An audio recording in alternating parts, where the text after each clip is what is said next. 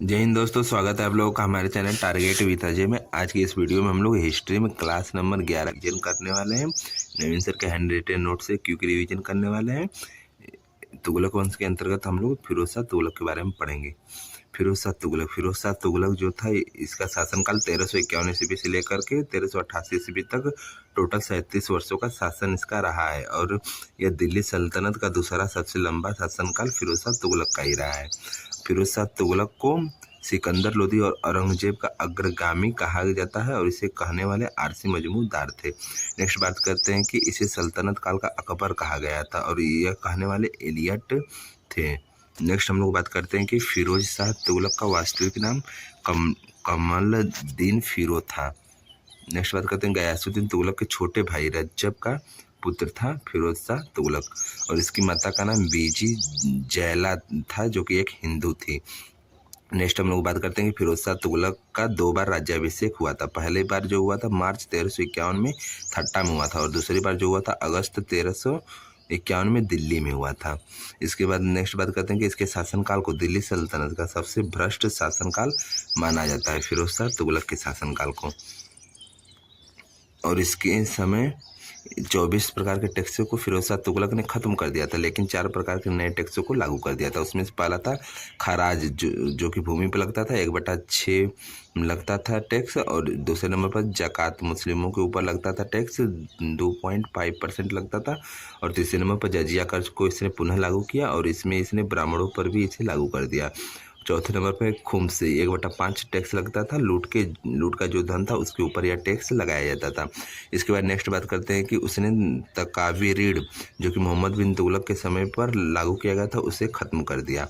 और इसके बाद है कि इसने सिंचाई कर हब ए सर्व लगाया, 10% टैक्स लेता था। नेक्स्ट है कि इसने 5 बड़ी नहरें और 50 बांध और 30 झीलें और 150 कुएं खुदवाए थे फिरोज शाह तुगलक ने। और इसने सासगनी सिक्का चलाया था जो कि चांदी का बना हुआ था। और इसने अद्धा और बिख सिक्के भी चलाए थे जो कि तांबा और चांदी के मिश्रण से बने हुए थे। नेक्स्ट हम लोग बात करते हैं कि इसके फिरोज शाह तुगलक ने इसने इतलाक प्रथा शुरू कराई थी। और नेक्स्ट है कि इसने एकता प्रथा को पुनः शुरू किया और विरासत का सिद्धांत लागू करने वाला फिरोज शाह तुगलक ही था। इसके समय पर सबसे ज़्यादा दास भी थे। नेक्स्ट बात करते हैं कि फिरोज शाह तुगलक ने स्थायी सेना रखनी बंद कर दिया था।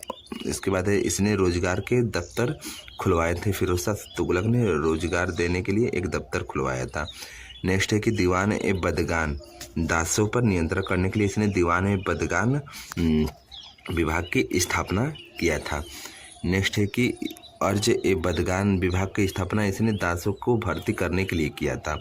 नेक्स्ट है दीवान एक खैरात विभाग था, यह दान के लिए यह विभाग बनाया गया था और दान के जो पैसे थे इसलिए मुस्लिम लड़कियों और विधवाओं के ऊपर खर्च किए जाते थे। नेक्स्ट है कि इसने दार उल सफ़ा की स्थापना किया था। दार उल जो सफ़ा था यह एक अस्पताल था, लोगों की चिकित्सा करने के लिए दार उल सफ़ा अस्पताल की स्थापना किया था। नेक्स्ट दीवान इस्तिहाक जो था यह वृद्ध व्यक्तियों को पेंशन देने के लिए एक विभाग बनाया गया था। नेक्स्ट है कि दीवान ए रिसालत जो विभाग था यह लोक शिकायतों के लिए बनाया गया था। इसके बाद नेक्स्ट दीवान मुस्तखराज जो है यह लगान वसूलने के लिए एक विभाग बनाया गया था। इसके अधिकारी लगान वसूलते थे। नेक्स्ट हम लोग बात करते हैं कि इसने कई नगरों को बसाया था। इसने लगभग 300 शहर को बसाया था, उसमें से कुछ प्रमुख हैं। हिसार को बसाया था। दूसरे नंबर पर फिरोज शाह कोटला जो कि दिल्ली में पड़ता है, इसको बसाया था। तीसरे नंबर पर नेक्स्ट जौनपुर है। चौथे नंबर पर है फतेहाबाद है। नेक्स्ट हम लोग बात करते हैं कि फिरोज शाह तुगलक ने अपनी आत्मकथा फुतुहात ए फिरोज शाही लिखी थी जो कि फारसी भाषा में लिखा गया था।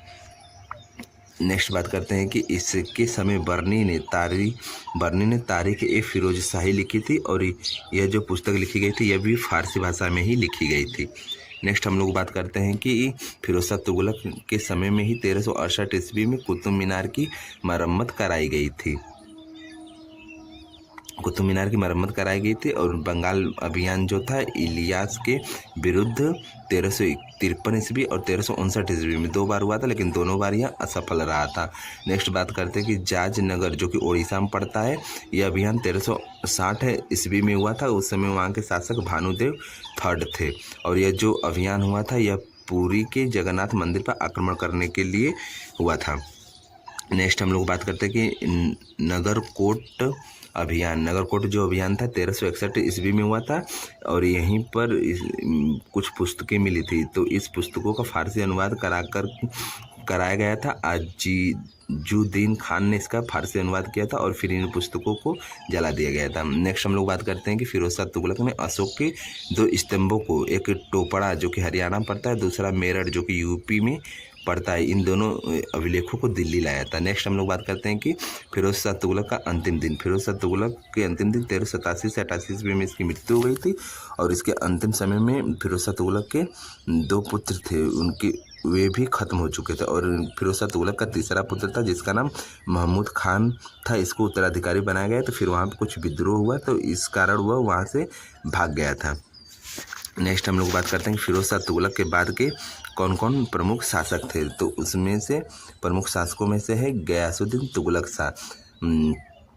गयासुद्दीन तुगलक शाह था, यह फिरोज शाह तुगलक के बड़े पुत्र फतह खान का बेटा था। फतह खान जो था इसके 2 पुत्र मारे गए, तो दूसरे में से इसका एक बड़ा बेटा था, उसका पुत्र गयासुद्दीन तुगलक खान था और गयासुद्दीन तुगलक खान की हत्या अबू बकर ने करा दी थी। अबू बकर जो था 1389 से 90 ईस्वी तक राजा रहा था और यह फिरोज शाह तुगलक का जो दूसरा पुत्र मारा गया था जफर खान, उसका नाम था, उसका बेटा अबू बकर था और फिरोज शाह तुगलक जो था इसकी मृत्यु 1388 में ही हो चुकी थी। नेक्स्ट हम लोग बात करते हैं कि नसीरुद्दीन महमूद, जिसे शाहजादा महमूद भी कहा जाता है, यह फिरोज शाह तुगलक का तीसरा बेटा था जो कि विद्रोह होने के कारण भाग चुका था, उसी का नाम शाहजादा महमूद था। यह 1390 से 94 ईस्वी तक शासक रहा था और 1394 ईस्वी में इसकी मृत्यु हो चुकी थी। नेक्स्ट हम लोग बात करते हैं कि अलाउद्दीन सिकंदर शाह, यह 1394 से 1395 ईस्वी तक शासक रहा था। 1395 में इसकी डेथ हो चुकी थी और यह जो था शाहजादा मोहम्मद का बेटा था।